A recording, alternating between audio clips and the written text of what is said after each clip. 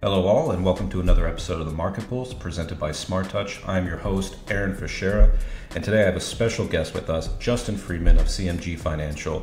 Justin, welcome to the show. Thank you for having me. Appreciate the opportunity to sit and have a nice conversation with you.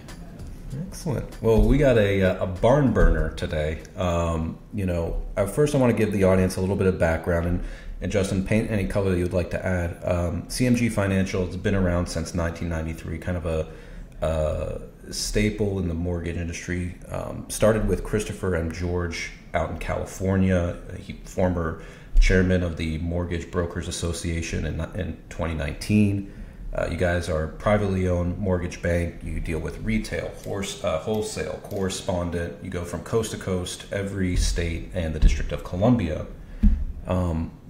So it's pretty impressive that you guys got a really array of products. Today we're going to focus on how you guys work with Homebuilders. So I'm excited about that. It's CMG's a wonderful company. Our division has now been a part of CMG for a little over a year.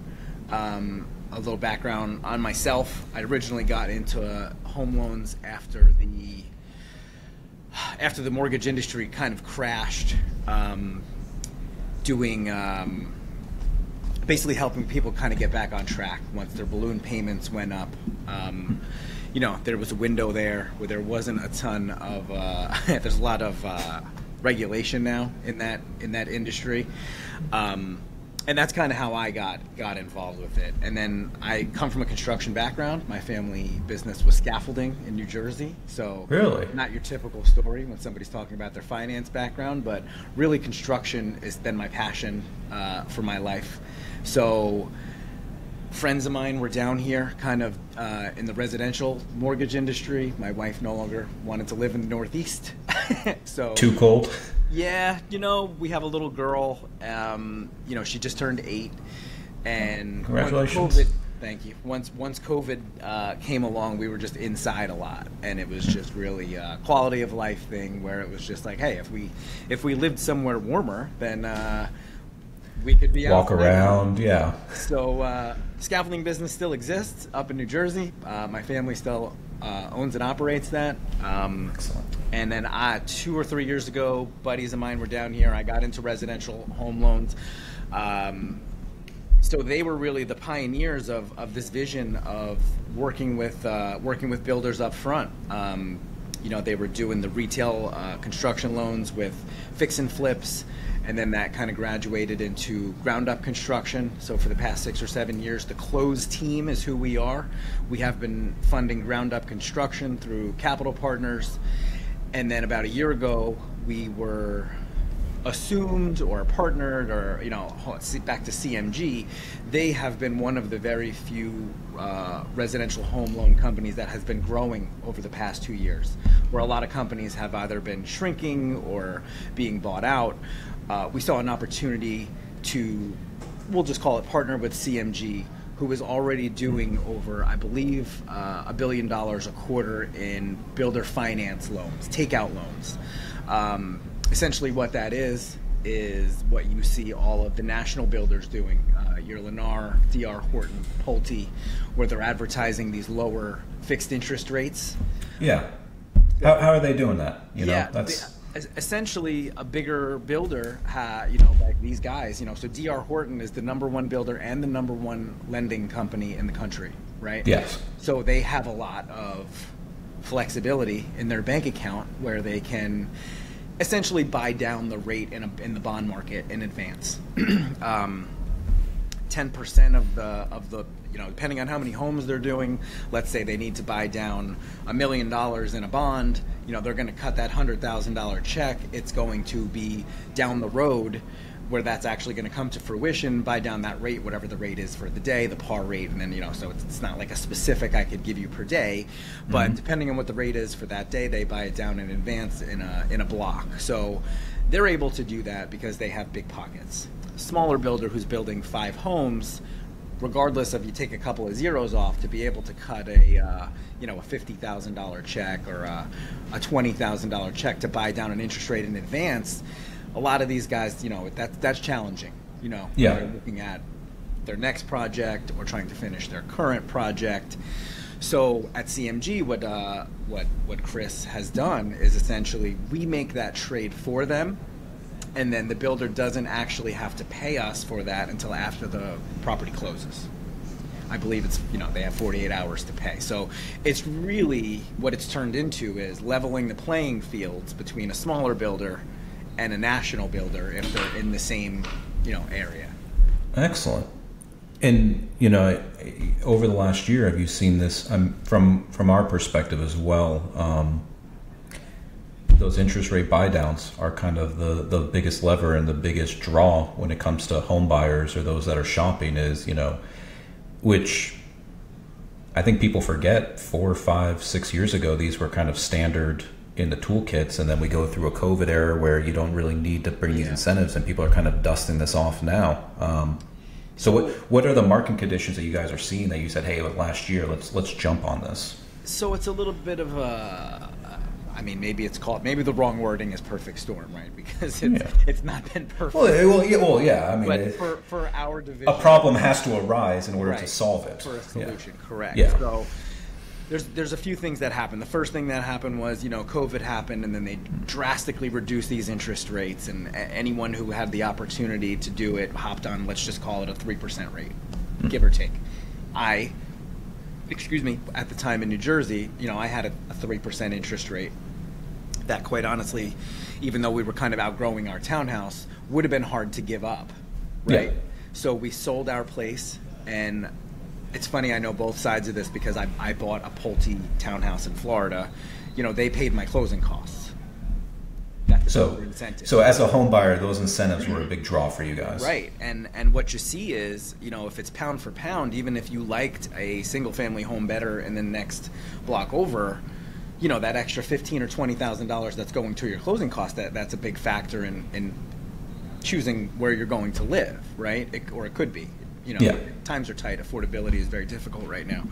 So I moved down from New Jersey. The point of that was to say, I went from a 3% rate to almost a 7% rate. My mortgage is exactly the same, and my mortgage is $1,400 more a month. So affordability is a real issue these days. So as alluding to what you just said with these, there's temporary buys. So a Band-Aid for mortgage houses where we'll do some temporary buy downs, a 2-1 buy down or a 1% buy down. And essentially what that is the first year of your mortgage, if your rate is at 7%, it'll be 5%. And then the next year it'll be a 1. So it'll go to 6%. And then eventually you get back to 7, and then they sell you on, then you can just refinance. And then you can bring it back down. So you're almost kind of saying, hey, we're going to give a forecast of a 3-year runway here to say, we feel it's going to, that things will get better, right? That's the hope. The issue with that strategy is the buyer has to qualify at 7%. So the 2-1 buy down helps on a monthly payment for you. You can save a little bit of money, but if you can't afford the house at 7%, you don't qualify for the loan. So it does help in certain situations, but it doesn't help solve affordability where, a builder who was building homes 24 months ago, was building it at a certain price point. It was going to be a 5% interest rate, and now the person that was going to buy that $500,000 house can no longer afford it. And the person that can afford it was looking at a $700,000 house. So now you have this mix of people who, had bigger, I'm going to wait. Everyone has this mentality of I'm just going to wait for the rates to come back down to 4.5% and buy the $1 million house that I wanted to buy 3 years ago. Well, we don't, my humble opinion, I think it'll be a very, very long time where we see rates under 5%. And it's going to take a while. I would agree with that. Yeah. Because it muddied up the market. And also what it did was, and I got a little off track there, was if you have that 3% rate, now you have homeowners who are not selling their homes. So we have a shortage of homes. So now it's pushing people towards new construction. And fortunately for builders, they have this little opportunity where they're not as restricted with a temporary buy down. They can do the permanent buy down that we were just discussing, like the Lennar and the Pulte, where the national builders are contributing currently around 7 to 9% of the home's sale price to buy down that rate in advance. And since we are able to kind of do that with a smaller builder, and we can do that up front, we can build it right into the budget. You know, we usually say, hey, let's take 5 to 10%, put it into the budget. We don't know what the market's going to look like in 12 months. Potentially, if we're wrong and rates come all the way down to 5%, well, now you have 10% in your budget. That's profit. Mm-hmm. If rates are still not great, and you need to contribute that 5 to 10% to marketing or a permanent buy down, you know, we're going to look at that about 90 days out, 120 days out. Well, then you're not going to feel like you lost 5 to 10% of what your profit would be, because we've already factored this in. So it's we like to go back to leveling the playing field and giving smaller builders an opportunity to be able to sell their properties, right? Well, you know, and to that perspective, I know we have a lot of just our audience ranges from builders, developers, enthusiasts, investors, all across the gamut. But we do have, you know, those custom home builders, those small and medium size, those that get up to 100, 140. Where would they start? You know, they want to learn more. They kind of want to. What are some criteria that you would suggest that they need to assess to know if this is a good fit, or, you know, how would they plan for this? Well, the great thing about CMG is we are a very data-driven company.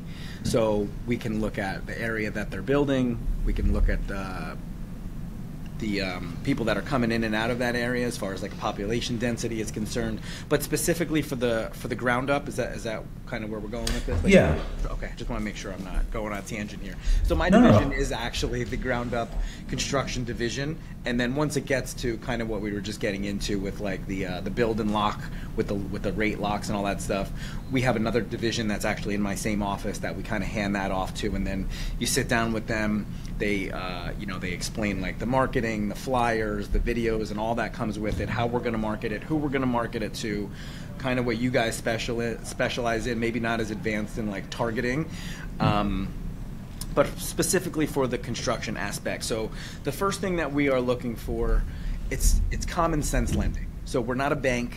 It's not quite as stringent, but we do have to make sure that we are fitting some criteria.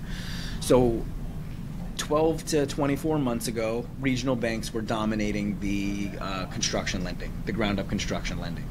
Yeah.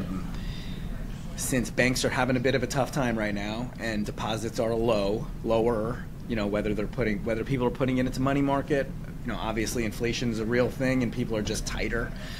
There's just not as much money in the bank. That banks are regulated; they can only lend on a percentage of the money that they have in the bank. So they decide, hey, where are we going to cut back? And it seems currently where they've cut back is ground up construction lending. And the way that they're cutting back isn't a full on like, no, we're not going to give you the money. They just make it a little bit tougher on the builder. So this is a pretty broad stroke, but it's kind of what we're seeing across the country. Yeah. Our two biggest markets are Florida and Texas. We lend nationally. So the Sun Belt is really, and then the Pacific Northwest is very big right now for construction. So a regional bank right now is generally at around 65% loan to cost on a project. That's what they're going to lend to a builder. They are most likely going to require some type of a depository relationship where they're going to require you maybe between 5 and 15% of whatever the loan amount is. They want you to keep that in a checking account or a savings account. So essentially they're lending you your own money. Yeah, right? They're freezing your cash and saying, hey, this is our insurance. Yeah, and you know, if it's 10, let's just say 10%, you know, if you're held up with 10% of a project that you can't use or touch, I mean, that's challenging. Right? Yeah, especially on the front end, where that's where all the costs are going to be incurred. Money that you could be using for a rate buy down. It's money that you could be using for a deposit on your next project, you know. So this is tied up until the end. So we are at 85% loan to cost on most projects, right? So we're about 20% more on the loan to cost. We are, again, we're not a bank, so we are not going to require that depository relationship, okay? We also have another lever, which is 65% of the after completion value. So the loan amount is the lower of the two, either 85% loan to cost or 65% of the after completion value. Some of these values come more into play if project is midstream say it's really difficult to refinance a project midstream, so we'll just kind of focus on like you have a new project coming up.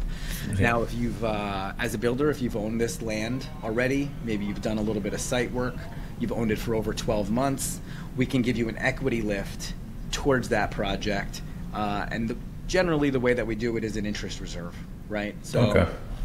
This way, hopefully you don't have to make a payment on this loan for 12 months, and at that point you're pretty much just about done. You're giving yourself enough runway. Yeah. Another great aspect that we have is for material orders. So if you have this interest reserve, right, and we have your budget, long tail items, your lumber, your windows, if you're working with somebody in our material program, we can actually draw that money straight from your budget for the deposits on your windows or your lumber. So, excellent. The reason why that is important is because if you're with a traditional bank, right, and now you need to order your lumber, you're going to have to put a deposit down on that lumber, right? Extra money, and then the bank is not going to, you're not going to be able to actually utilize the draw process to recoup that money until after the windows are installed or after the lumber is up. But if it's already been, if we're already utilizing it straight from your budget, you've already accounted for that in your budget. It's not more money coming out of your pocket. So we also have an optional automatic draw process where you set it up however you however your vendors get paid. If your vendors are generally getting paid on the 1st of the month or the 5th of the month, we can set it up so that the inspector is going to come out on whichever day, every month, every other month, every third month. They're going to do a top to bottom inspection of the whole project, and then when you log into the portal, you'll see in a percentage, they're gonna give you exactly what you've done in a percentage. So if 50% of the roof is completed and you had a $10,000 budget for the roof, you'll have $5,000. $5,000, yeah. And you do it more in a WIP or a work in progress schedule. Everything is a percentage of completion. So the great thing is you don't have to request and say, I'd like somebody to come out and inspect the roof. They're going to come and they're going to inspect everything. And sometimes they'll say, oh, we didn't even realize we could, we had an actual $10,000 for, half of the windows were in or whatever it is. Some of these guys have multi-projects going on. There's multi-homes going up at the same time. And and having those relationships with material vendors definitely yes, is a bonus. As a national, we actually have, it's called the Material Order Rebate, the MORE program, which we have a list of national vendors, and if they do use those vendors, this program is available. And then on their term sheet, itemized, it will be percentage that they can earn back towards their origination costs. So we're private money. Our origination is a little bit more expensive. It generally ranges from 2.25 to 3, depending on the experience, depending on the project.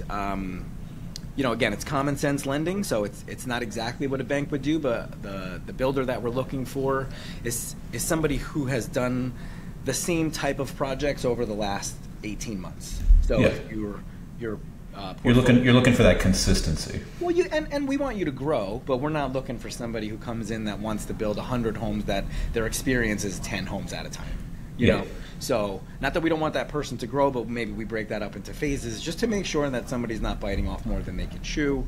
Well, and that seems like which might be I was going to say which may be a rarity, but being fiscally responsible and stewards, that's a breath of fresh air.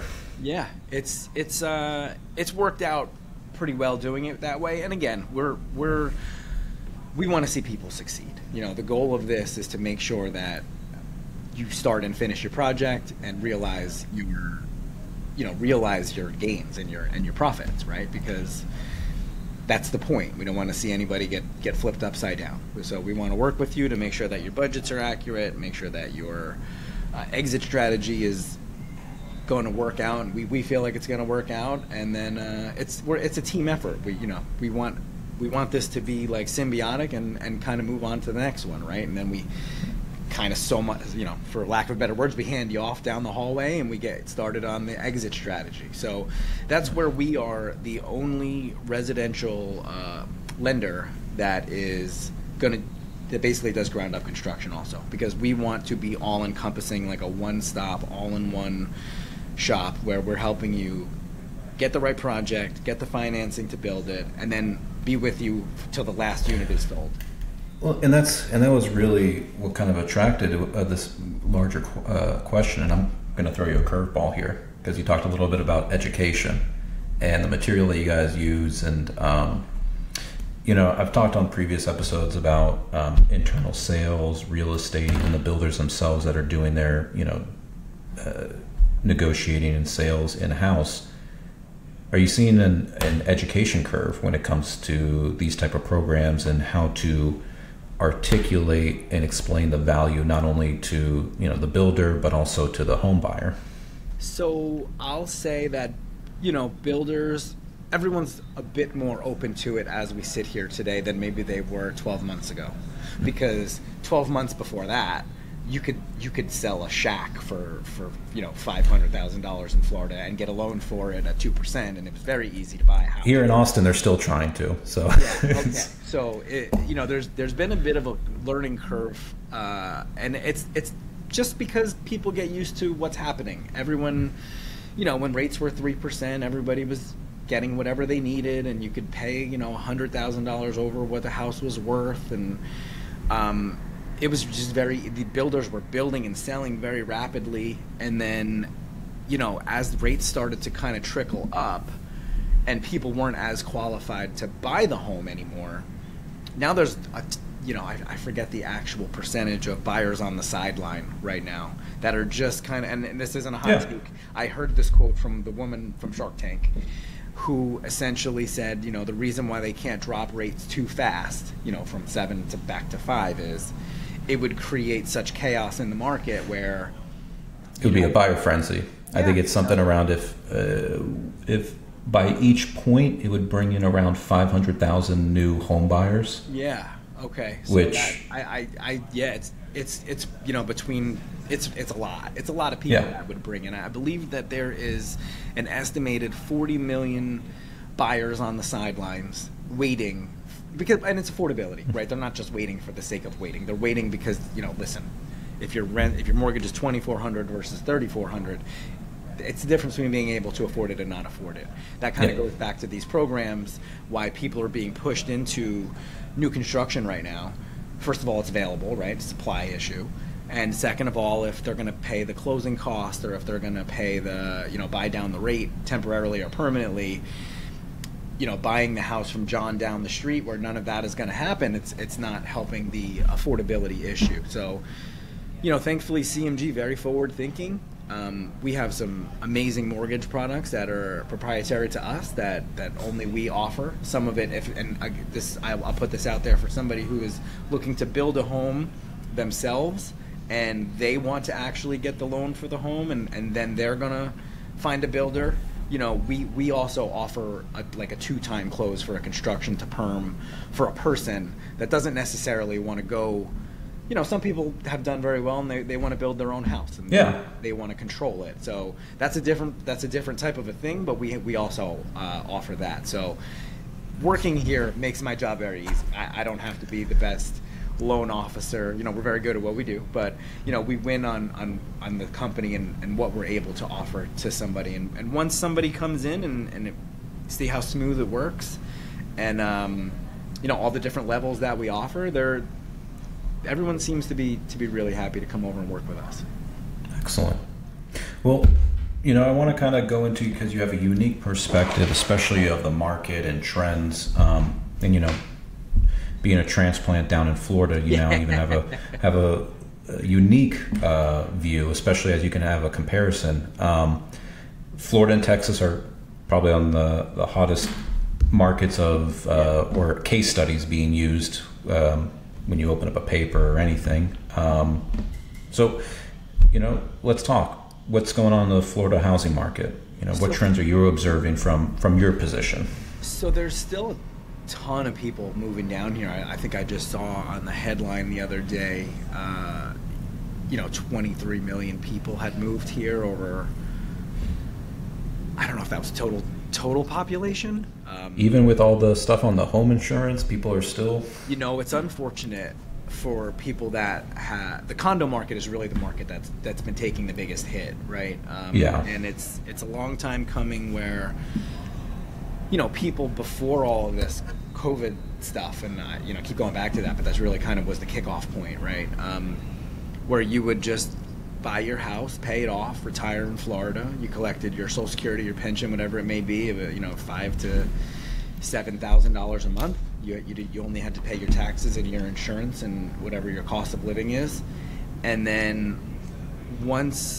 and also there's a bit of there's a lot of, there hasn't been, knock on wood, hasn't been like a big hurricane on the East Coast at least, but the flooding there's a good amount of flooding that happens down here, and every time it happens, a bunch of cars get washed out. A lot of these houses are only single story in preparation for hurricanes. So insurance companies are in insurance to make money, and when they don't, they pull out, right? So that's the exodus of insurance companies leaving Florida. They only want to have a cap in their coverage of replacement value. So if your home is more than $729,000 or $69,000 replacement value, not what your home is worth, but the actual what it costs to rebuild it, a lot of insurance companies are just either cutting you off, or your insurance goes from $7,000 a year to $30,000 a year, like that. And if you were retired and you were on a fixed income, you can't afford to live here, on the water at least. Yeah. So it's unfortunate. We're getting attacked on affordability on both sides from entering in the market, and then if you're already established, then you're kind of getting hosed over here. Yeah, happened to my uncle. Retired, lives on the water near, up in like Palm Beach County. His insurance went from $7,000 to $21,000 a year, and he said, "That's just, I have to sell this house." Fortunate for him, he was able to find another place a little bit more inland, because if you're not on the water, insurance is a lot cheaper. Where he just said, listen, this just wasn't, when you're planning your retirement, you have to plan for things. He said, but this isn't in the plan, and it's not just that, right? So it's insurance. Yeah. It's everything. It's the cost of living is up, 35% mostly across the board. So it's a tough market. So those people unfortunately have to move, west or north. But there's people that are doing well that can, come in and afford it. So it's the thing that's not replaced in Florida, and I can't speak to it so much in Texas because I'm just not as familiar. But listen, there's only so much shoreline, and there's only so much water view, and there's certainly enough population that can afford that as soon as one goes on the market, somebody will pay. So the Florida market is not really, everything will, ebbs and flows, right? Market values go up, market values go down. That will happen in Florida, but not as much as in the middle of North Carolina. Yeah. Well, in Texas, we were, and still the influx of not only New York and California, is that population trend still occurring that you're seeing, or is there other trends? Yeah, I would say that it's so living in as somebody who recently moved to Florida. Yeah, it's not. It's beautiful. I love it here. I'm not going anywhere. But there's my brother-in-law lives just outside of Charlotte, and he was a realtor. He does a few things, but he basically I don't know if he coined the phrase, but he's the one that told me the phrase. It's called the halfback, where you move down from the Northeast and you move to Florida and you think it's going to be great, and then it's so hot and there's so much traffic that you go halfway back to Georgia and North Carolina, and that's that. I see. But the housing market down here, it's people are moving north, just above Palm Beach County to Port St. Lucie. Jacksonville is growing, Orlando is growing, because those are still, St. Augustine is. Yep. So those are still pretty affordable housing markets. You can buy a single family home in Port St. Lucie for $400,000. And you're not on the water, and it was always an older retirement population, but it's changing. My in-laws live up there near a place called Tradition, which is historically just been 55 and up, kind of like the Seinfeld, the Boca Vista. Vista, right? It's very much like that. When I go there and I laugh, right? Because everyone's in their golf carts and everyone just complains all the time. But you can live 5 minutes away from that in a brand new house.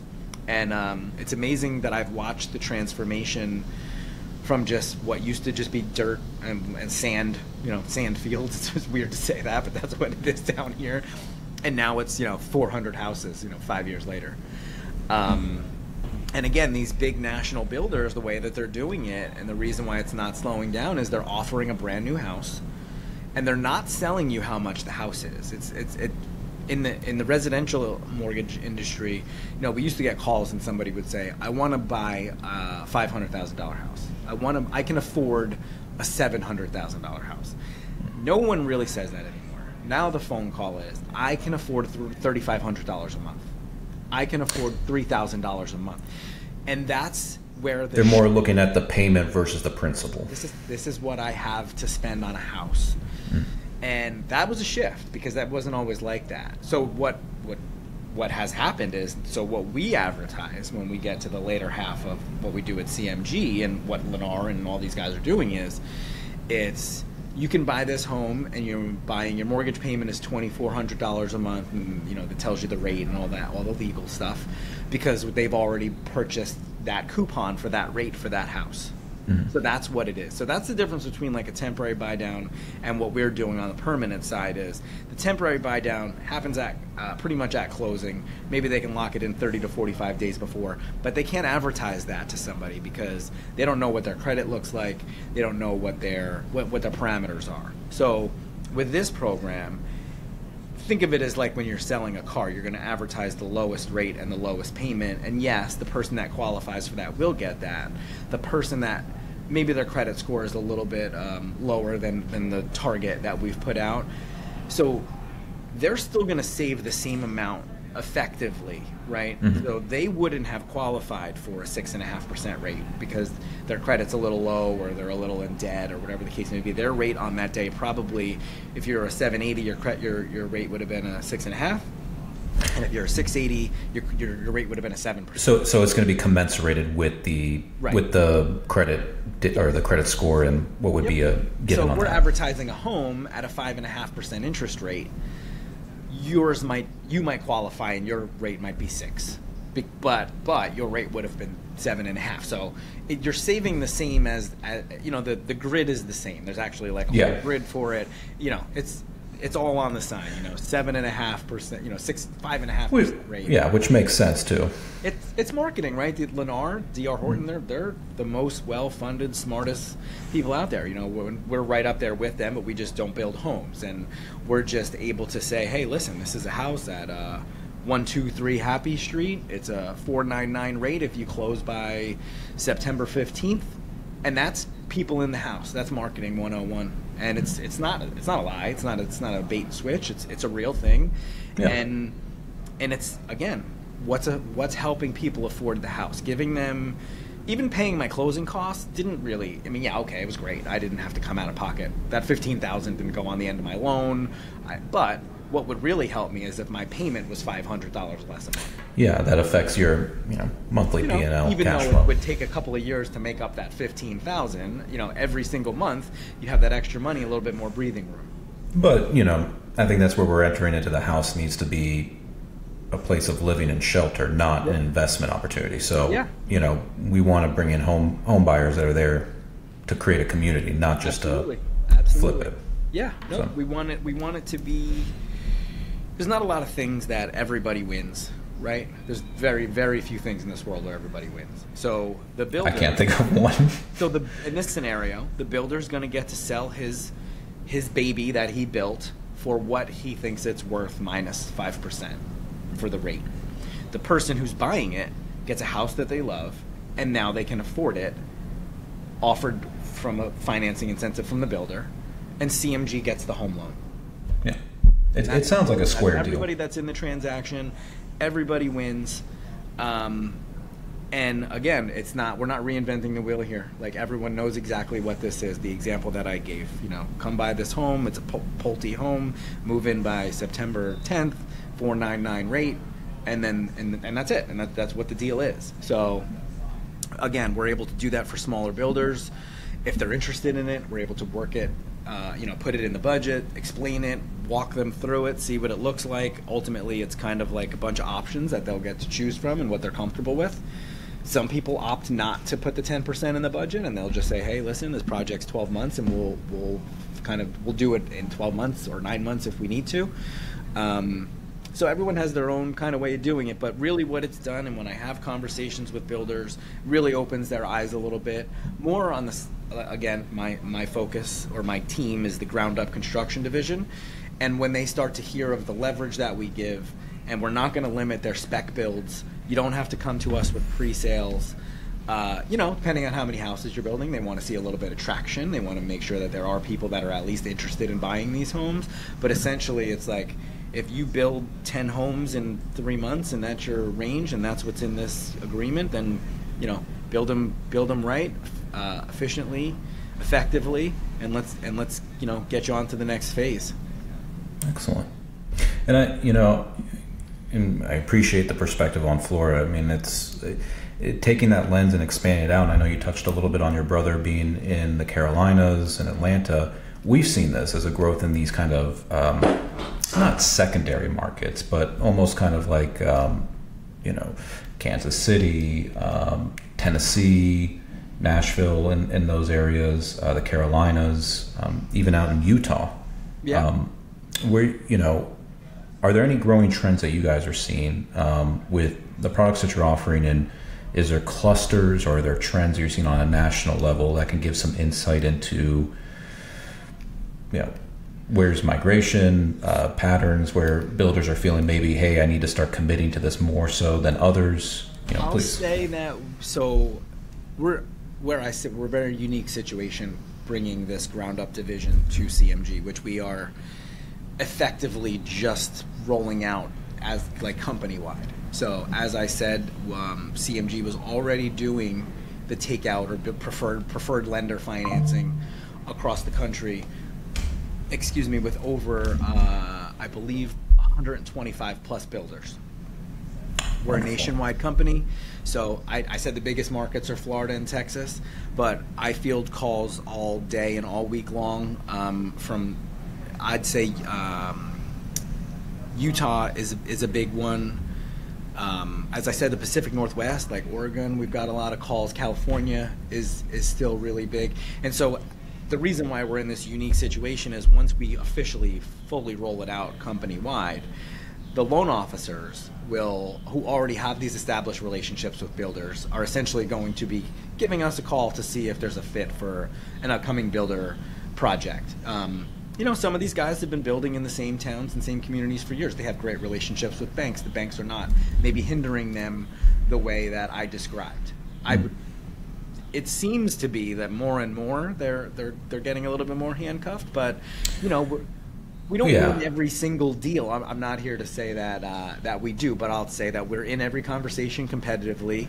We offer a unique product because at the end of the loan, let's say it's a 12-month loan when your 12 condos are built or your single-family homes are built, we're not looking at the calendar and looking at our watch saying, hey, listen, when are you going to pay this construction loan back? We've already actively been involved with you working on a marketing campaign to help you sell those places. So again, an all-encompassing product that is really, we're not your partner from like a financial perspective. I guess we are, but we're kind of like partners in this, where we want to help you financially build it, and we want to help you sell it. Yeah, you want a happy home buyer and you want a happy builder. Yeah, and how can you facilitate that? CMG is top 6 in the country just in residential home loans, right? So we're kind of crushing it on all fronts here. It's an amazing company, and again, this product is just different. It's a bit of a market. It's going to shake up. Listen. Relative, there's so many builders, there's so many things going on. Like, we're not gonna it's not gonna change the market in any way, but it's certainly an opportunity to come at it from like a different perspective to get the end product. It definitely seems like traditional lending doesn't have such a strong as a foothold or the go-to, and now there's more of a democratization in other options. And with this, I'm not a realtor, and I don't know the realtor laws, but I know the laws that are going into effect that are going to affect buyers agents, I think, where their commissions. I won't dive into that because I'm speaking outside of things that I don't understand. But I'll speak from experience. My last 2 homes were both new construction. One was from, both actually were ultimately Pulte, ironically, not on purpose. But my wife found them. She found them straight to the builder. I mean, we still had to use a realtor. And we ended up paying that realtor the commissions, and we didn't get like a bad deal or anything, and it was par. We paid a 1 or 2 points to the realtor for doing the paperwork and stuff. But where the market is going to get interesting is when you can just go directly to a builder. You don't have to pay a realtor anymore. You just really kind of need a lawyer to do the contracts, and maybe you could get that for like $1,500. I'll just say, I don't know. It depends on where you are, right? So that's going to be interesting, where we can just kind of go direct to market. Well, and where the builder can offset the cost of, hey, I would have paid over here to the, and I can put it for my in-house, and that gets back to, when you're talking about 2 or 3% of a sale that would have gone to a realtor, and now you take that 3%, put it towards your interest rate buy down, or 3% towards the closing cost. Well, that's a huge difference to the consumer, right? Well, and you can argue you're almost increasing the buyer satisfaction, where now they have some of that towards, something continuing value past the close. Well, as I said before, there's there's always a loser in a transaction. Well, in this scenario, the realtor is going to lose out. And I'm going to have a couple episodes for those that are listening. This has been a discussion, and I think bringing all parties together. But there has been, I've been seeing a growing kind of friction between the builder and the realtors. Well, I won't get into it. I teased it a little bit when we were speaking on the phone yesterday.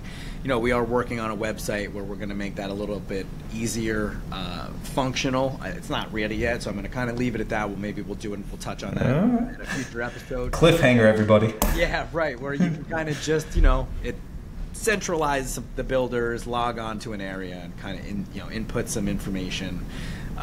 Think of it as like a Zillow, right?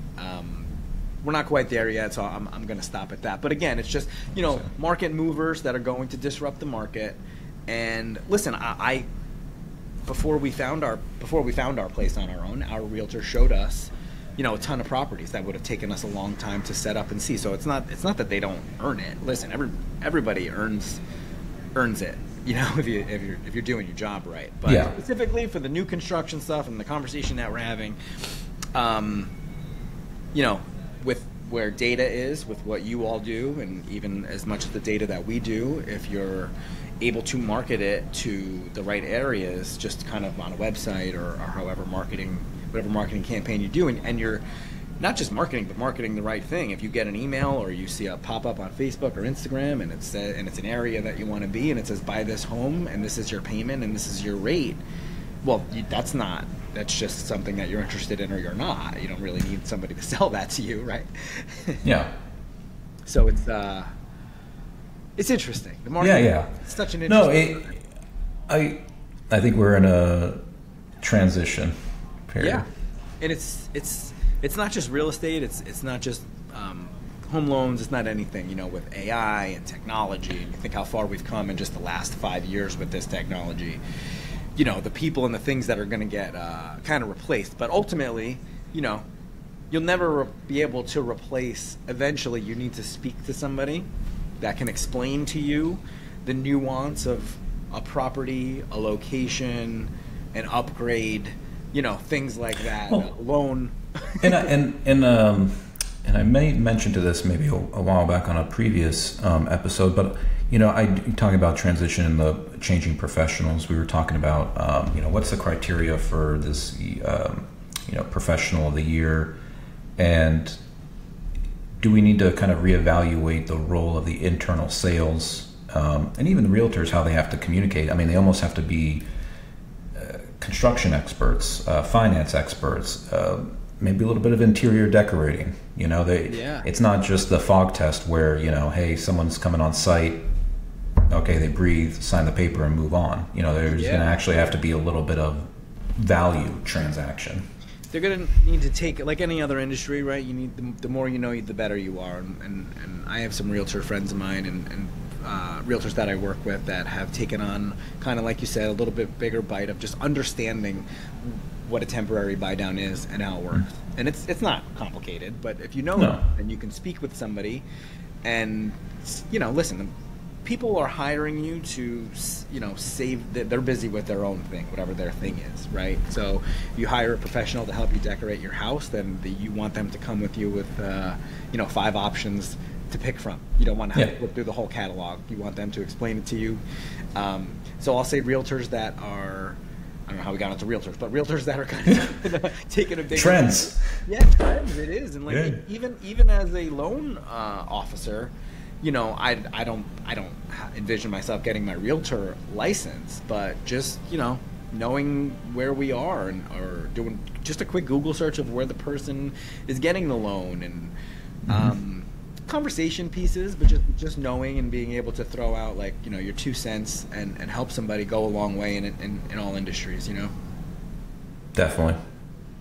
Well, that, Justin, as we're wrapping up, I mean, that you really touched the whole point of bringing these unique perspectives and conversations, because I mean we're all kind of in this symbiotic relationship in this industry, from the movement of the dirt to handing the keys to warranties in the home and renovations. It's kind of almost a circle of life, especially with something that's essential as shelter in the existence for humans. So as we wrap up, I always like to kind of give my guests, young professionals or newcomers into this industry, Justin, what kind of advice would you give them? Well, first, I just want to touch on a few things that I may have left out. First thing is, from the lending perspective, we also do. Is that my phone? All right. We also do the horizontal financing with the vertical financing. Okay, which I think is important, because now we won't only do horizontal. We do need a piece or a percentage of the vertical. So, if you have any projects coming up that need some horizontal work, our minimum loan is $500,000. The maximum loan, I believe, is $200 million. I have not come across the $200 million request yet. Yet.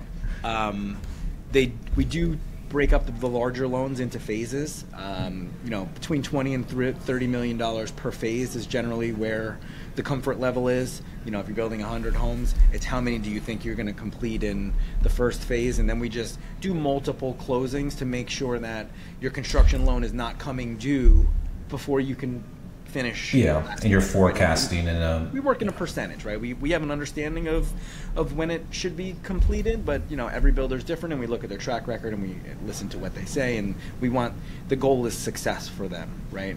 We don't want anybody to be overwhelmed. We also require permits and approvals to be either in hand or on their way.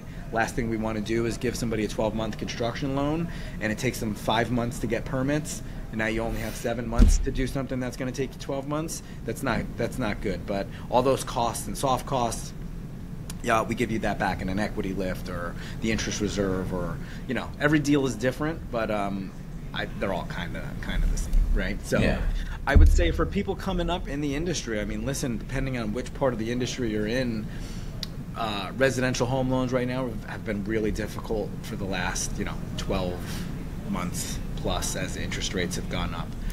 There is going to come a time where these rates do trickle down to a comfort level. Maybe that's 5%. Maybe that's somewhere 5%, right? Maybe I don't know what we don't. We wish we knew, right? No. We knew. They're talking about September. There might be a 1/4 point rate cut. Jerome Powell left us on a cliffhanger the other day. So. Yeah, because they don't have any idea. No. So, whatever that sweet interest rate is, where people feel comfortable to buy, I don't think, in my humble opinion, that's going to come down too fast, because as we discussed, that's going to flood the market with investors and people that just. And it just cause a hyperinflation. Yeah, it's just going to go right back to the problem that was COVID, where there's 12 people bidding on this house, and if you don't have a ton of money in your savings account, and that's not where you want to be, right? So I would say, if you're from a buyer's perspective, if you're on the sidelines and you're waiting for interest rates to come down, I would be cognizant of how far down they come before you're in serious competition, because a rate at 6.5% versus a rate at 5.99, it's not that much of a difference, versus battling and having to outbid 5 other people for the same property that you love. Because if you love it, other people probably love it and keeping an eye on it. So I would say, and I hate to be cliche, and refinancing is expensive, but we do have other mortgage programs for to kind of make things work now, and then we just kind of discussed like what that looks like. But I would say if there's something that you're looking at, you're just waiting for rates to come down, I would advise not waiting too long and just kind of figuring it out down the line as far as like what you're going to do with a refinance or whatever the case may be.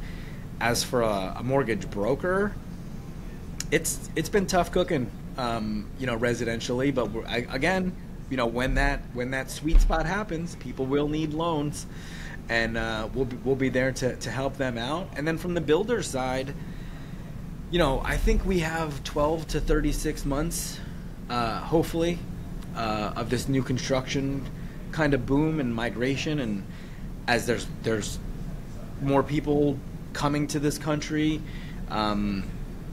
there's housing shortage right now, right? There's a big housing shortage. Well, and I think that's where new home sales and new construction is really going to find that price discovery, because these builder incentives are great, and it's not just because we have them. Again, I am also the client who just capitalized. We just closed 4 months ago, so we had to rent for a few months while our place was being finished, right? Congratulations, an 8-year-old and a new house, man. You are hitting milestones left and right here. I appreciate it. It's but again, those builder incentives, that preferred lender stuff, it really did. Like ultimately, I'm not going to bash any companies, but I wasn't like, oh, I need to go live in another Pulte development. That wasn't like a goal. It just kind of happened, and it was the same offer of like, I think they contribute 3.5% towards, and we were able to dictate where that 3.5% went. It could have went towards. At the time, they didn't do like a special financing of 5.99% because, again, it was one of those things where like if we didn't buy my place, there was a line of people behind us. We just happened to get there on time. I'll say some of these financing programs are dictated by the market and how hot the market is, right? So the builder has this in their pocket to utilize, but if they're selling them and people are going to buy them anyway, then maybe they don't use it and they shift it to another property. I would say for builders, it's worth a phone call to myself and my division just to kind of give yourself some options. Even if you have a great lending partner, you can use us as leverage. Every deal is different. I can't sit here and say it's going to be this, it's going to be that. There's nothing wrong with having another comp on hand. I'll say for the builder's side, like they're generally looking. That's not a sale point where I have to say, oh, you should really come and talk to us. Like for the most part, everybody's got 20 minutes just to kind of hear again what I've already said. Compare it to what they have. We generally turn an LOI around in 48 to 72 hours, just so you can have something in front of you and put it next to the bank. I'll say there's areas we win. There's areas where initially it might not look like we're winning, but once we peel back that onion of like the depository relationship, and if you're only allowed to build 2 to 4 at a time, and these types of things. That's where we're going to win. Yeah. Well, Justin, I appreciate it. I mean, this has been quite the education, and I hope to have more of your counterparts on, because I mean, you guys just, the fact that it's kind of that all-in-one and the unique perspective. So I think sky's the limit, especially with your division. I appreciate it. So as I said, we're the first step of the all-in-one. Dan and the team are the second part when it comes to that, but we'll try to set that up down the line. If anybody has any wants to get in touch with me, my email is justinf@cmghomeloans.com. And do I give my cell phone number? How do you guys usually? Hey, if you want to, give me a call. I still have my New Jersey cell phone. It's 732-713-3487. Again, that's 732-713-3487. I look forward to hearing from you guys and having some great conversations. For those that are listening, guys, if you want to learn more, please give Justin a call. This has been an educational series, and I look to have some more. Justin, thank you again, man. Thank you for having me, Aaron. You have a great day, man. Take care. You too. And for those that are listening, thank you again for joining the Market Pulse, and we look forward to seeing you next time. Have a great day.